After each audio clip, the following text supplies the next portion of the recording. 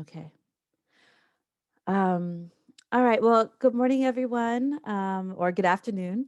Thank you for joining us. This is one of our 3-issue area roundtable talks for the Global Grassroots Leaders Climate Summit. And the reason we put on this summit was in direct contrast to the Global Leaders Summit that Biden put on just a few months ago, just a few weeks ago, mostly because we know that the real, climate leaders are those that are on the front lines in community and working in country on all of these issues that are affecting the climate. And so we wanted to make sure that we were lifting up those voices, and not only lifting those voices up, but actually being actionable about what those issues and demands are, especially for the U.S.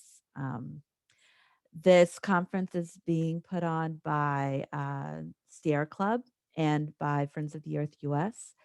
And I want to thank everyone who took the time to both watch this webinar and who's participating in this webinar. So as we talk, I have these guiding questions. So how does the global coal phase out affect you?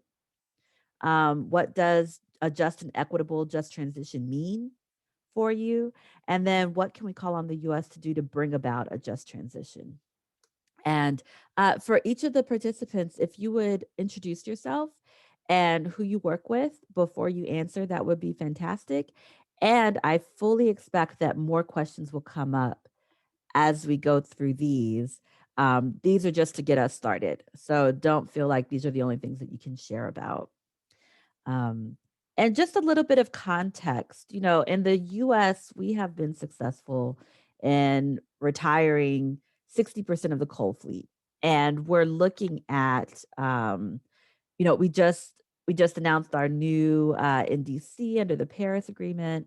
It embedded in that is this idea that we would have to phase out of coal-fired power in order to in order to cut carbon emissions the way that we need to. Um, and then there's a big movement globally around a global coal phase out. And I don't always hear every uh, country being engaged in that. I hear a lot from our European partners. I hear a lot from the US and the UK, but there hasn't been a lot said on behalf of some of our other allies around the world. And so, with that context, I was wondering, what does the global coal phase out mean to you, and how does it affect you?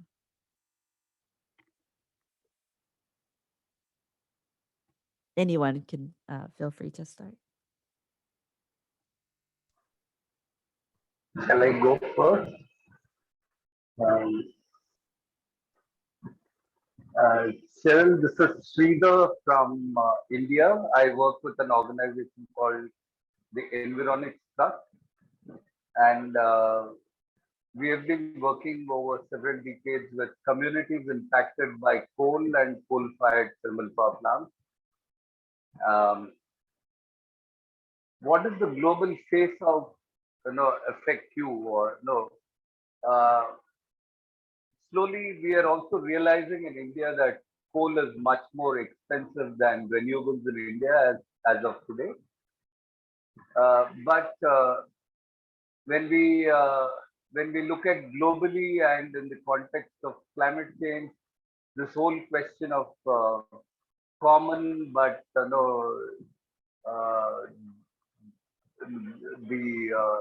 the responsibility, differentiated the responsibility. We see that uh,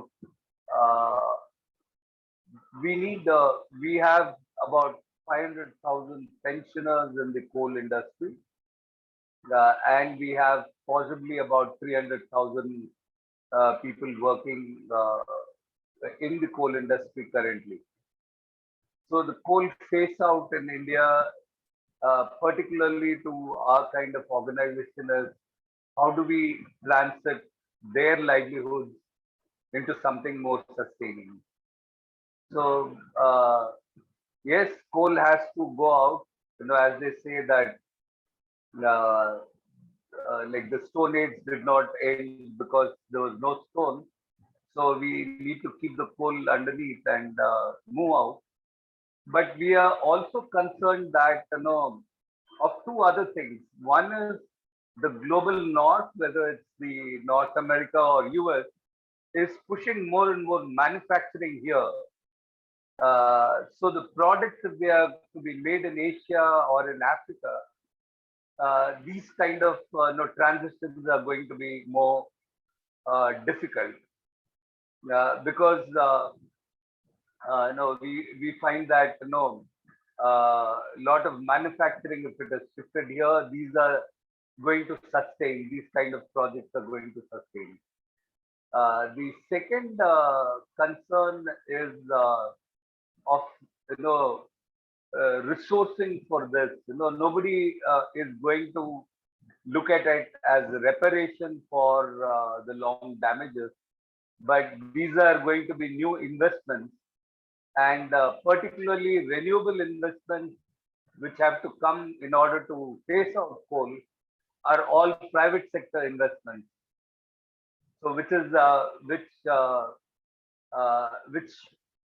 can lead to greater indebtedness or greater cost for the ultimate consumer. So the coal phase out is a little tricky business, as I would say.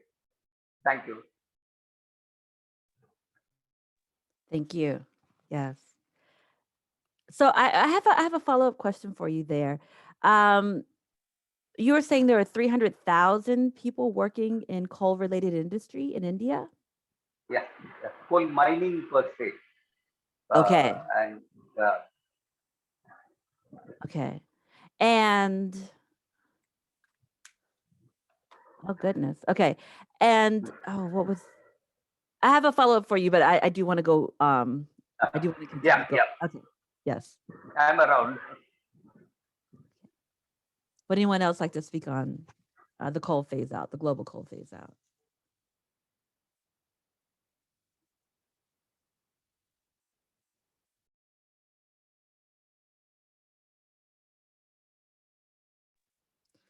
Annabella, did you want to speak on what's going on where you are with regard to coal mining and coal Sure. power? Good afternoon, everyone. Afternoon for me, probably other hours it's morning. And I did the presentation, but I know it's too big now. I realize this was a bit of a rush. And for us, for Mozambique, we only start exploring, extracting coal since 2004, when the companies Mozambique opened the market for the province that is one of the biggest coal mining in the world. And we start with relocation the people. Now they went to the exploration, and there's the intention on building power, a coal power plant. For us, what we've been seeing until now, coal should be left in the ground for various reasons. The moment that the coal came, relocate people, increase the human rights abuses, increase poverty, and much more. So for us, coal didn't brought any benefit for the country. That's our position. And we believe in a just transition out of coal. But I think that's the first question is only, and I can follow up with the other ones instead of talking. Okay, thank you. Let's see. Andre or Johannes, did you want to speak on it? Yeah, I'm Johannes from Indonesia, Jakarta, Indonesia. I'm working with Andre on an organization called Trend Asia. So we what we do is how to campaign on the coal free fossil fuel and free coal power plant industries in Indonesia. Yeah? And one of our work is in Banten area, is close to the Jakarta, the capital of Indonesia, and we realized that the big projects in Banten area, what we call Java 910 coal power plant, has capacity to 2,000 megawatt and invested or cost by the 3.2 billion US dollars. And currently, the projects is still constructed until now, and then we estimated the emissions of the projects would be produced 280 million tons of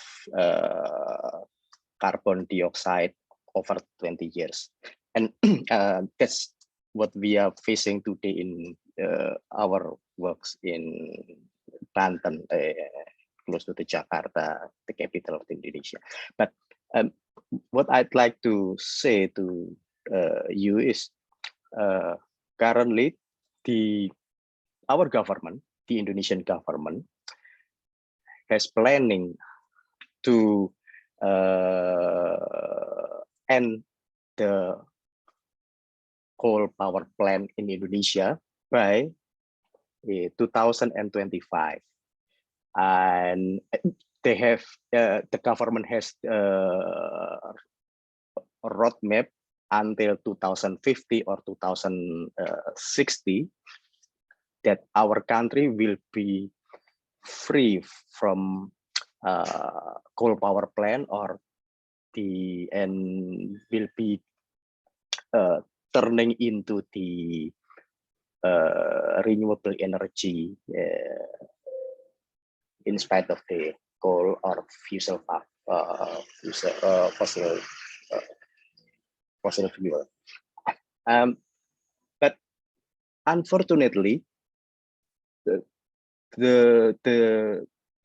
that policy has no participation from the civil organizations, yeah, like us or the others NGO in Indonesia. So we have not enough information about what will they do or what will they plan correctly, phase by phase, time to time, how to do the free of the coal power plant phased out in Indonesia. So that's our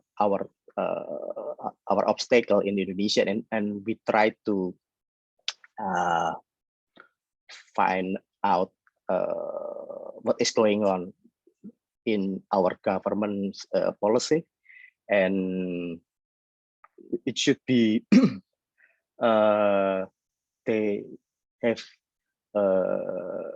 including us as public participation to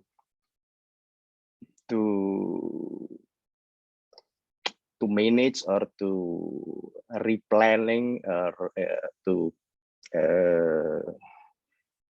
develop the whole planning on coal is out in Indonesia. And yeah, that's my view and my organization. Might be Andre. I'm sorry, my friend has poor connections due to the bad climate in his hometown right now. Might be if he has another information, he could adding for his comment in this case in Indonesia. Thank you. Thank you.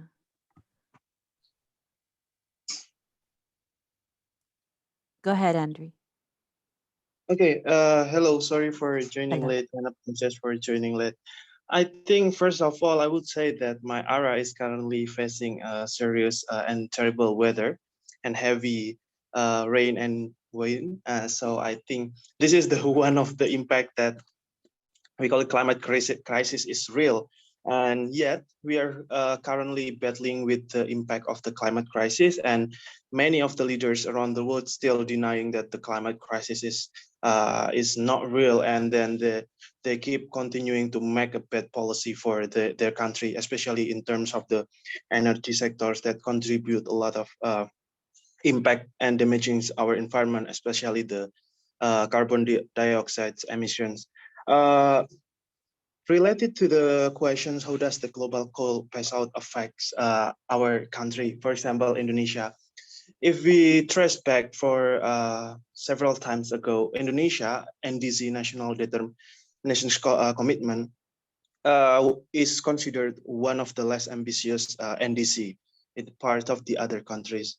But Indonesia also have a strong relations with the coal, not only for the domestic consumption for coal power plant, but also Indonesia has a strong relations with the coal. One of the our GDP is quite have strong relations with the coal.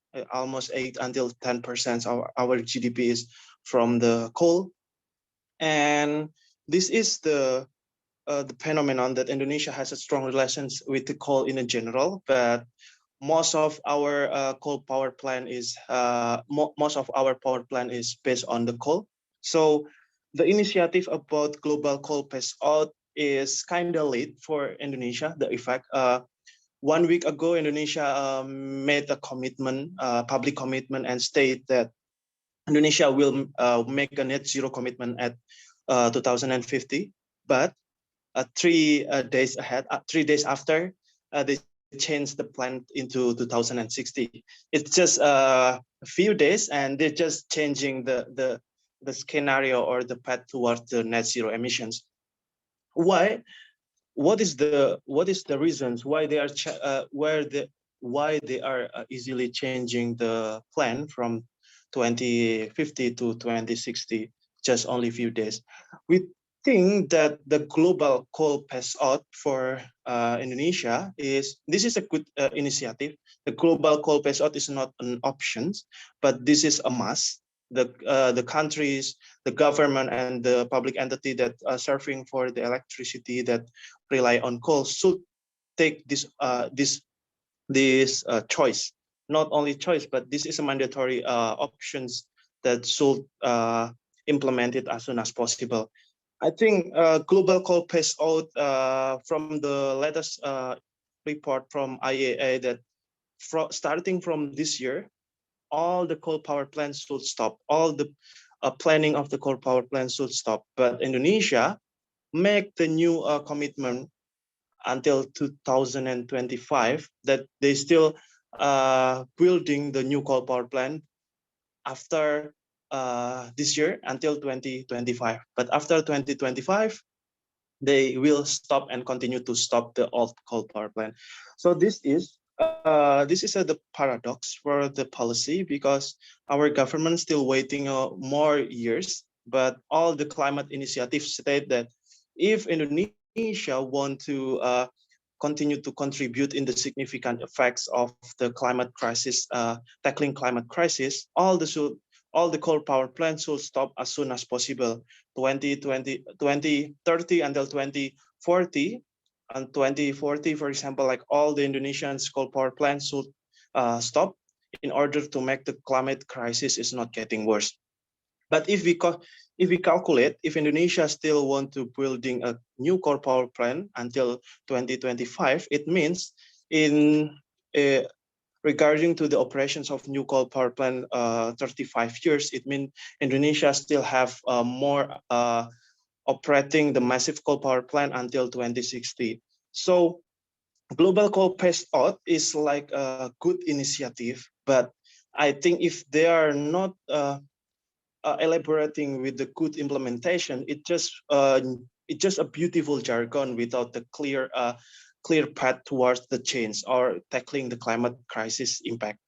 So I think based on these situations, we just not to think that global coal phase out is a slogan, and the global coal phase out itself should be it's together. It's all the countries should make any movement or any good implementations and policy in terms of if the government just making the different, for example, like Indonesia just stop 2025 and the other government has make stopping the new coal power plant at 2021. It means it doesn't mean anything because the global coal pass out need a global perspective on making a policy. So I think it's impacting our country because our country now starting to adapting the net zero emissions, but I think it's still a half-heard commitment because it's not being implemented, it's not being elaborated with the clear implementations ahead.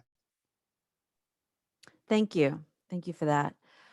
Okay, and so what I'm hearing is, so in India, the coal mining is so intricate and so much woven into the economy and the jobs that it's difficult to talk about the phase out. I wanted to follow up on that point. Is it that are the coal plants in India, are they state run or are they private? I know that you were saying that private financing is what was available for renewables. Is it the same when it comes to funding coal plants and coal mines there? No, currently, the state sector, the public sector, Coal India, is producing almost 80% of the coal, which is produced in India.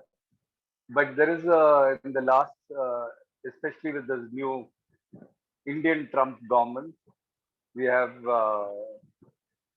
massive privatization of coal mining, despite the fact that we have twice the licensed capacity already, but we have new coal blocks that is being put into auction for private players, and so private investment is being brought in, and most recently they made 100% foreign direct investment possible in coal mining and coal industry. So there is a move to privatizing coal mining, while the government continues to persist with its own mining program. Okay. That's why Oh, yeah. I'm that's why sorry. moving away is also difficult, because the private investor, if the profit is less, might abandon his coal mining and move away to renewables. But in the context of public sector being a major player, it is again another barrier to phasing out.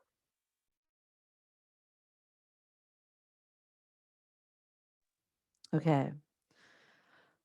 Wow. Okay. So, yeah, I think one of the things that I'm concerned about specifically is the global north moving away from coal and phasing out coal, and then the global south being saddled with all of this carbon intensive energy sources that destroys the land and destroys the water. So, um, I am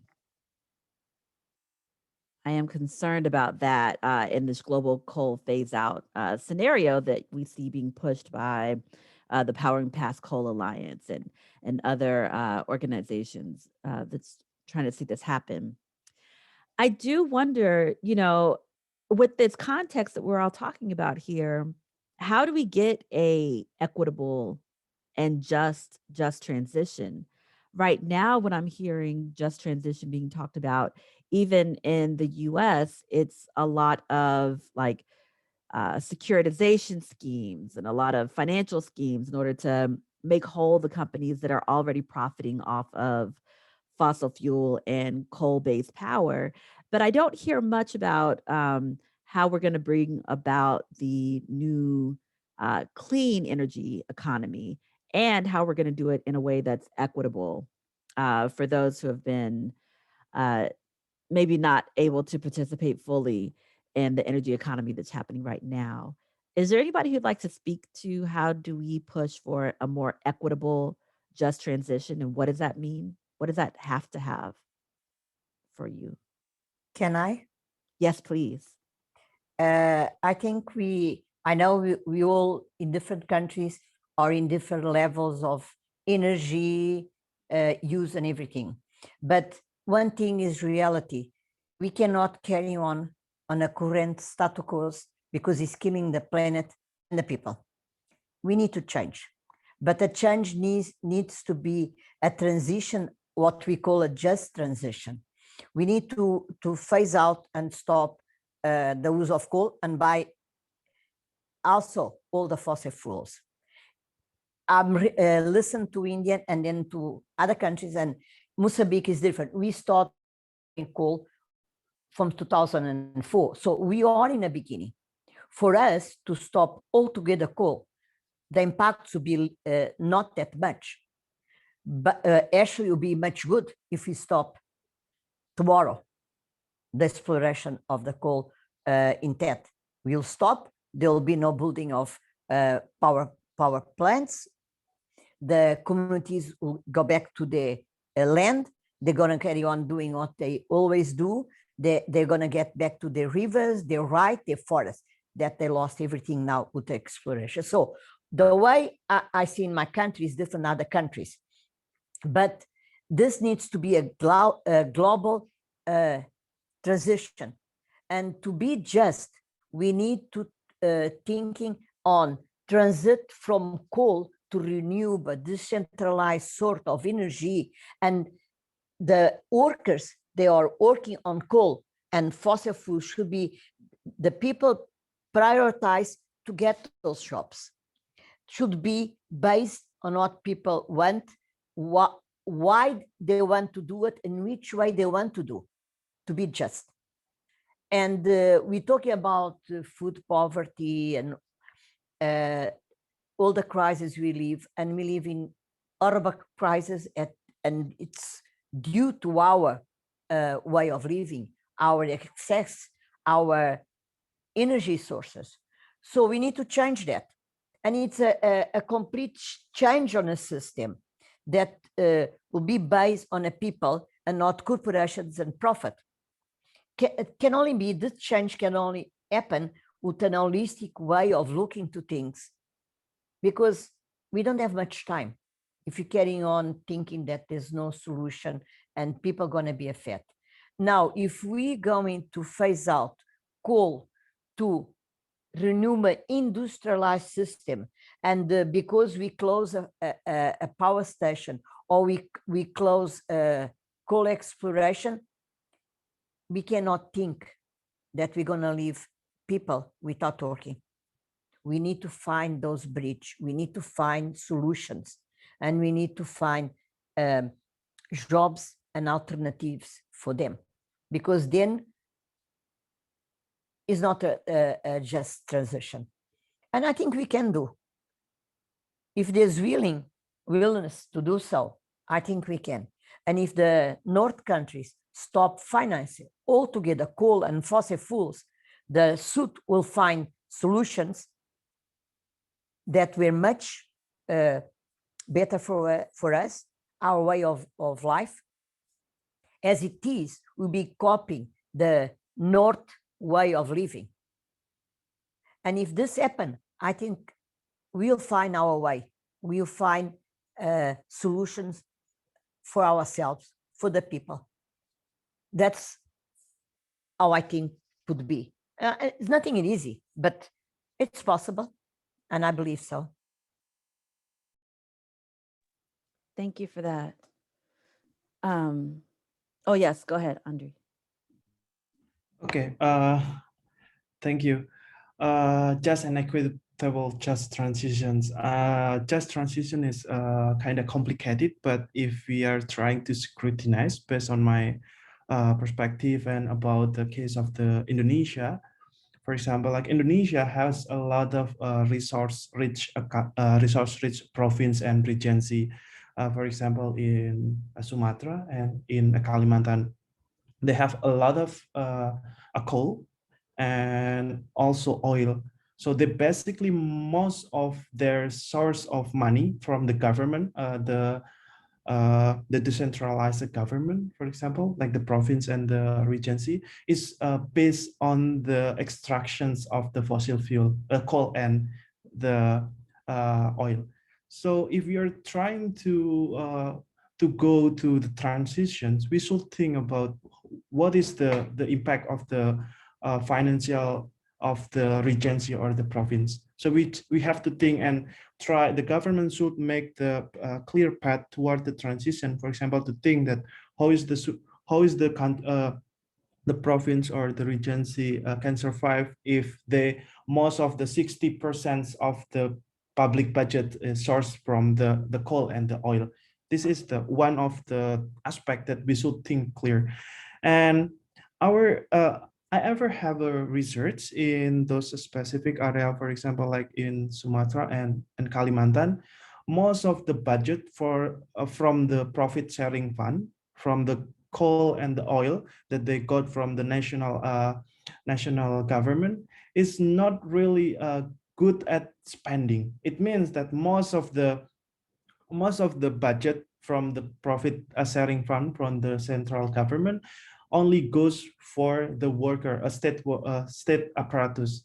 So they are not make any economic diversifications. And if we are forcing the just transition towards the renewable energy, this government, the decentralized government, province and the regency will absolutely getting collapsed if we don't prepare the plan towards the transitions, transition.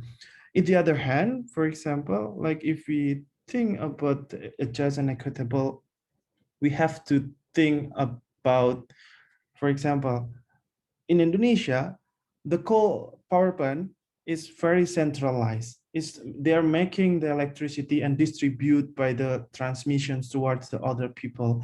And we are going to the new phase where all the energy can be accessed by everyone, not only by those who have a lot of capital in Indonesia. For the case, the coal is having strong connections with the local oligarchs, and then the one that have a lot of capital to extract the coal and then making it as energy. So the government itself should make, for example, like make the incentive for, if we want to make the transition is getting better in terms of the achievement, the government should make an incentive. If Indonesia government can give a lot of incentive or a lot of advantage from the for the coal industry, this government should will also possible to give the advantage and the incentive for the public who want to change the source of energy. For example, if they want to install the solar panel, and then the government can give the incentive. And also the other hand, if we think the just transitions, we should think about the responsible mining. I think if we are talking to the responsible mining, the government, for example, should make the recovery all the problems that left from the fossil fuel. In Indonesia and Kalimantan, there are thousands of the hole that left and abandoned because of the coal extractions.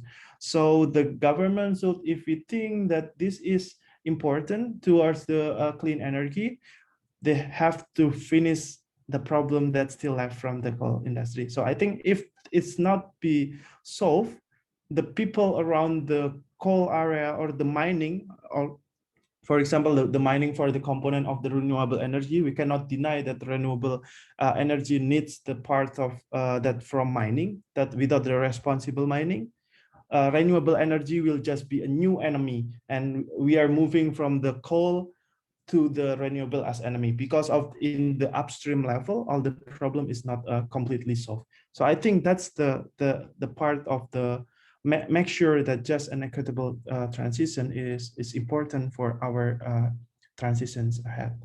Thank you. Thank you. Okay, so there's a lot here and we're running out of time. Okay, we have 20 more minutes. I'm wondering, what can we call on the US to do to bring about a just transition? And I'm holding a lot of different things that I've heard you all say.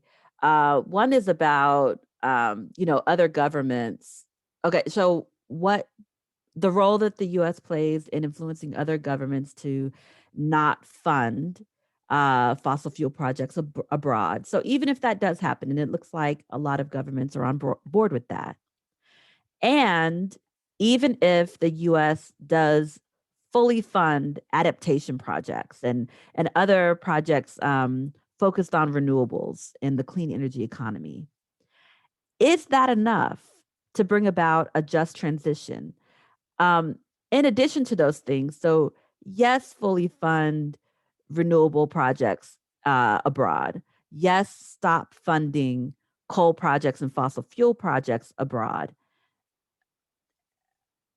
What else can we be asking them? I think those are two clear asks that we should be making of the US. Is there something else that needs to be happening to make this a just transition? Anyone who would like to start?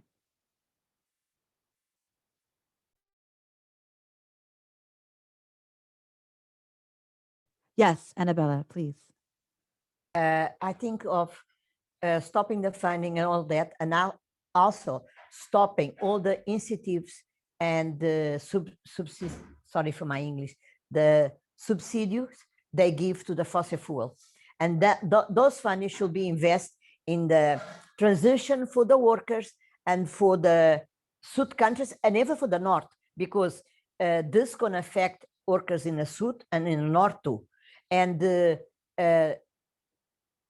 what I think, sorry, I forgot the name, told about that if we start having a transition that you only think of a renewable, it's not exactly only renewable. We also need to see which type of renewable we are using. And it can't be mega production, because that's going to be unjust too, So those are the things that need to be done. And above everything, decisions should be taken, listen from the people, from the movements, with advice, with people that really want changes, because we know how we're living, how many crises exist. And if you are living in the South Hemisphere, you're dealing every day with issues that it's exhausted, unjust in all ways.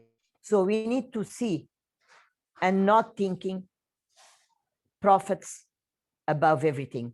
If you think about the just transition, we cannot think on profits or the just transition to be transforming in cooperation grid to do more and more and to gain more profit for different things. So it's a lot of things. It's not just one issue to get, that can make that change, that jump to a different world, a different system, and decrease the crisis that we are living today.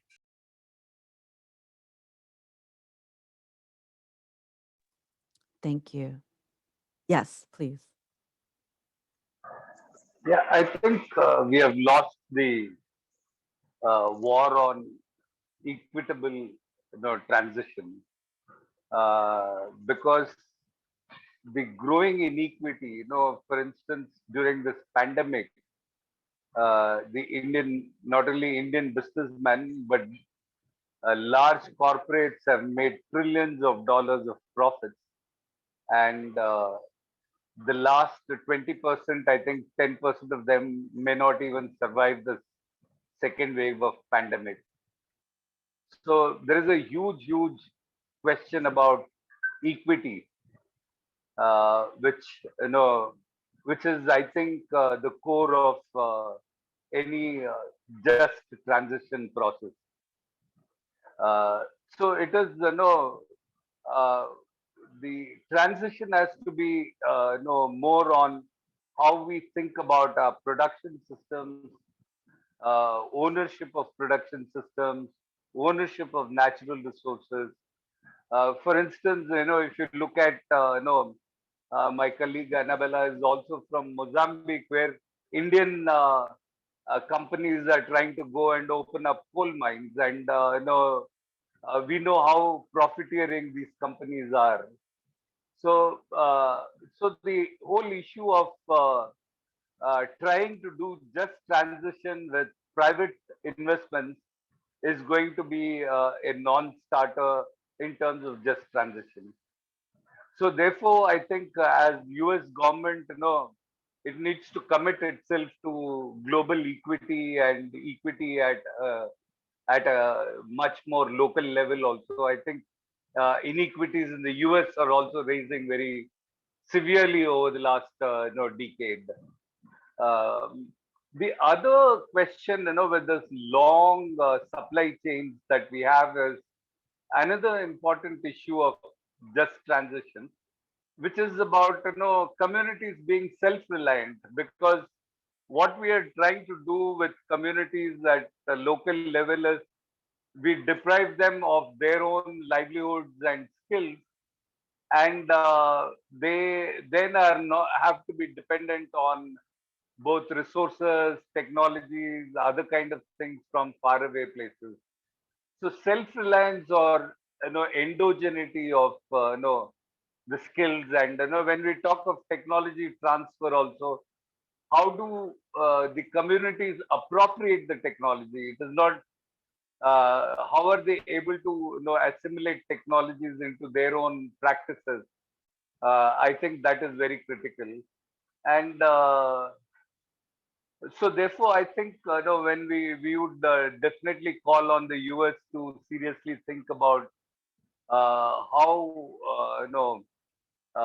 global economic policies are shifted, so that you don't have tax havens, other kind of mechanisms which are enabling huge profiteering by corporates.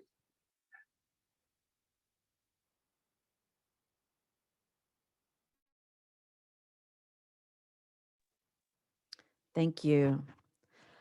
All right, so we are down to our last 10 minutes. And as you know, this is our public facing discussion around these issues, but we're also going to be having private conversations with parts of the administration, the US administration, and folk who fund these projects that we're talking about. I think we're going to have to, I mean, I'm listening to all of these barriers to inequity. I think maybe we are going to have to uh, maybe come up with a plan for them to support, quite honestly, because as you have all noted, um, industry wants to just, substitute one thing for another, right? So large scale industrial renewables for maybe a coal fired power plant or a gas fired power plant. And so um, I'm just wondering about what could be most disruptive to those barriers uh, to an equitable just transition, and maybe coming up with a plan to present to the U.S. and other governments about a people's just transition, like the just transition that we need to have to happen um, in order to keep this thing equitable. Does anyone have any thoughts about that?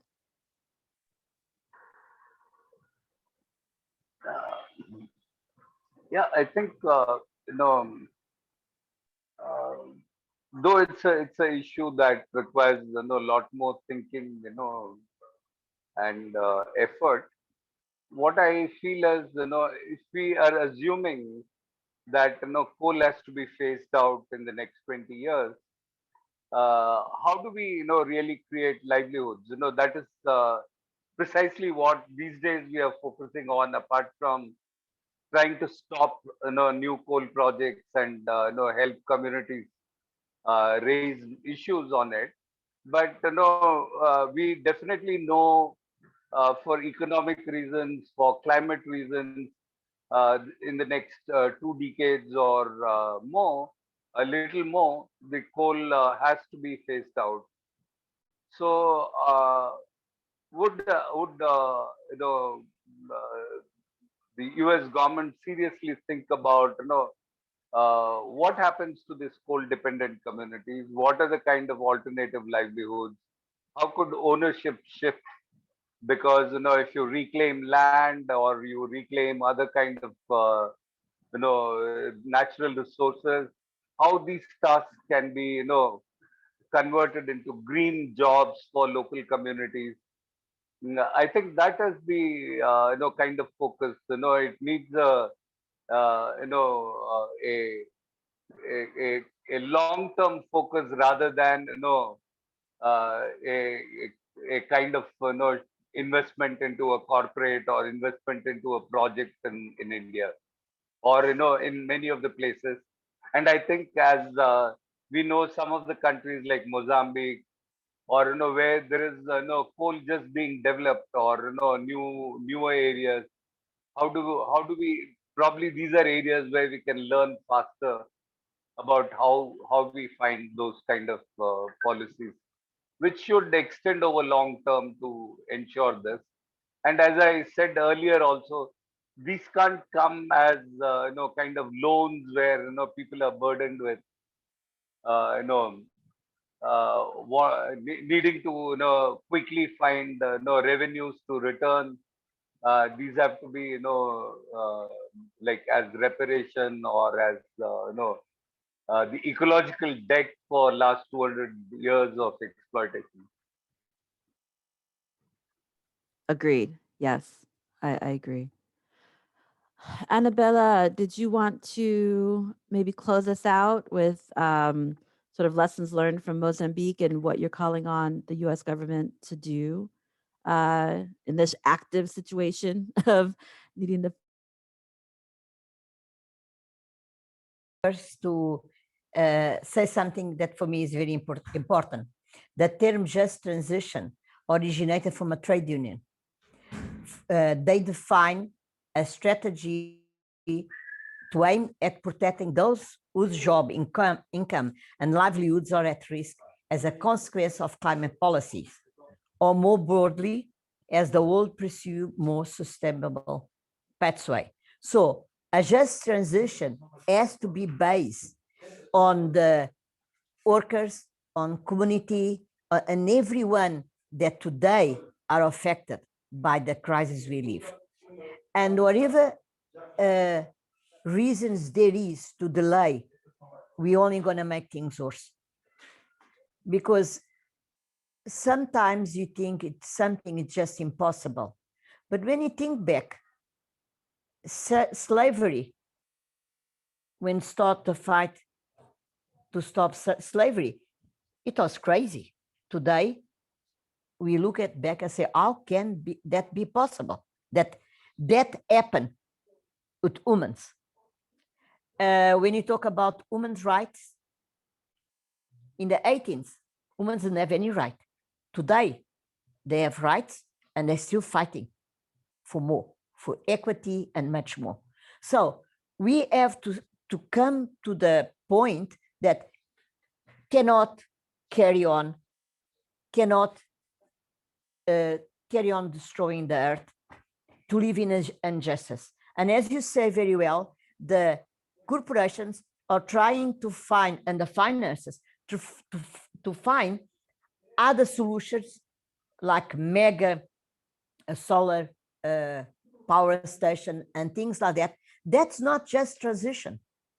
We need to change the system. And the bigger problem we live today, it's a system, the capitalist system.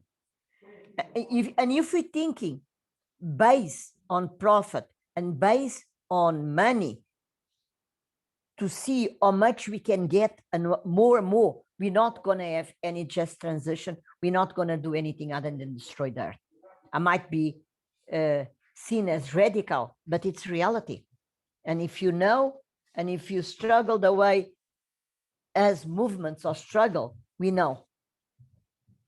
So there is a pathway that we can go and follow, and has to start by stopping the finance, stop the power coal plants, stop the extraction of coal and all fossil fuels.